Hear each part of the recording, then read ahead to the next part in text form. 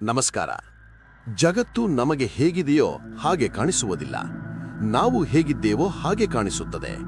ಇದನ್ನು ಮನೋವಿಜ್ಞಾನದಲ್ಲಿ psychological projection ಎನ್ನುತ್ತಾರೆ. ಅಷ್ಟೇ ಅಲ್ಲ, ಒಬ್ಬ ಯಶಸ್ವಿ ನಾಯಕನಿಗೆ ತನ್ನ ಗುರಿಯನ್ನು ಭವಿಷ್ಯದಲ್ಲಿ ಕಾಣುವ ಸ್ಟ್ರಾಟಜಿಕ್ ಪ್ರೊಜೆಕ್ಷನ್ ಕೂಡ ತಿಳಿದಿರಬೇಕು. ಆಚಾರ್ಯ ಚಾಣಕ್ಯರು ಹೇಳುತ್ತಾರೆ, ನಿಮ್ಮ ದೃಷ್ಟಿ ಎಷ್ಟು ಸ್ಪಷ್ಟವಾಗಿದೆಯೋ ನಿಮ್ಮ ಸೃಷ್ಟಿ ಅಷ್ಟೇ ಸುಂದರವಾಗಿರುತ್ತದೆ. ಇಂದು ನಾವು ಪ್ರೊಜೆಕ್ಷನ್ನ 3 ವಿಭಿನ್ನ ಮುಖಗಳನ್ನು ಮತ್ತು ಅವು ನಮ್ಮ ಬದುಕನ್ನು ಹೇಗೆ ರೂಪಿಸುತ್ತವೆ ಎಂದು ತಿಳಿಯೋಣ. 1.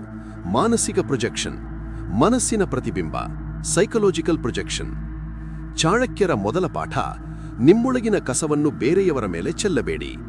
ನಮಗೆ ನಮ್ಮಲ್ಲಿರುವ ದೋಷಗಳನ್ನು ಒಪ್ಪಿಕೊಳ್ಳಲು ಕಷ್ಟವಾದಾಗ ನಾವದನ್ನು ಇತರರಲ್ಲಿ ಹುಡುಕುತ್ತೇವೆ.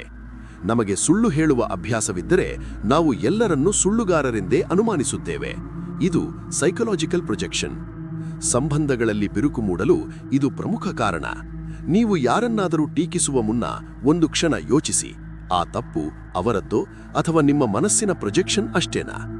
ನಿಮ್ಮನ್ನು ನೀವು ಶುದ್ಧೀಕರಿಸಿಕೊಂಡರೆ ಇಡೀ ಜಗತ್ತು ಪವಿತ್ರವಾಗಿ ಕಾಣಿಸುತ್ತದೆ. 2. ತಾಂತ್ರಿಕ ಪ್ರೊಜೆಕ್ಷನ್, ಬೆಳಕಿನ ಆಟ, ಸಿನಿಮ್ಯಾಟಿಕ್ ಅಥವಾ ಟೆಕ್ನಿಕಲ್ ಪ್ರೊಜೆಕ್ಷನ್.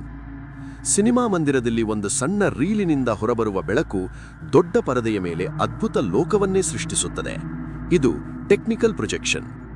ನಿಮ್ಮ ವಿಚಾರಗಳು ಎಷ್ಟೇ ಚಿಕ್ಕದಾಗಿರಲಿ, ಅವುಗಳನ್ನು ಜನರಿಗೆ ತಲುಪಿಸುವ ರೀತಿ, ಪ್ರೆಸೆಂಟೇಷನ್ ದೊಡ್ಡದಾಗಿರಲಿ. ಚಾಣಕ್ಯನು ತನ್ನ ತಂತ್ರಗಳನ್ನು ಮೌನವಾಗಿ ರೂಪಿಸುತ್ತಿದ್ದರೂ ಅದರ ಪರಿಣಾಮ ಇಡೀ ಸಾಮ್ರಾಜ್ಯದ ಮೇಲೆ ಬೀರುವಂತೆ ಪ್ರೊಜೆಕ್ಟ್ ಮಾಡುತ್ತಿದ್ದನು. ಇಂದು ಡಿಜಿಟಲ್ ಯುಗದಲ್ಲಿ ನೀವು ನಿಮ್ಮ ಕಲೆ ಮತ್ತು ಜ್ಞಾನವನ್ನು ಹೇಗೆ ಜಗತ್ತಿಗೆ ಪ್ರೊಜೆಕ್ಟ್ ಮಾಡುತ್ತೀರಿ ಎನ್ನುವುದರ ಮೇಲೆ ನಿಮ್ಮ ಯಶಸ್ಸು ನಿರ್ಧಾರವಾಗುತ್ತದೆ. 3. ಭವಿಷ್ಯದ ಪ್ರೊಜೆಕ್ಷನ್, ದೂರದೃಷ್ಟಿ, ಸ್ಟ್ರಾಟಜಿಕ್ ಪ್ರೊಜೆಕ್ಷನ್. ಚಾಣಕ್ಯನ ಪ್ರಕಾರ ಕಣ್ಣುಗಳಿಗಿಂತ ಹೆಚ್ಚಾಗಿ ಬುದ್ಧಿಯಿಂದ ಭವಿಷ್ಯವನ್ನು ನೋಡಬೇಕು.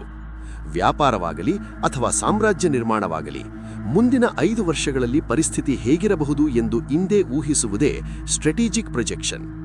ಯಾವ ದಿಕ್ಕಿನಲ್ಲಿ ಗಾಳಿ ಬೀಸುತ್ತಿದೆ ಎಂದು ತಿಳಿದು ಹಡಗಿನ ಪಟವನ್ನು ಹೂಡುವವನೇ ಸಮರ್ಥ ನಾವಿಕ.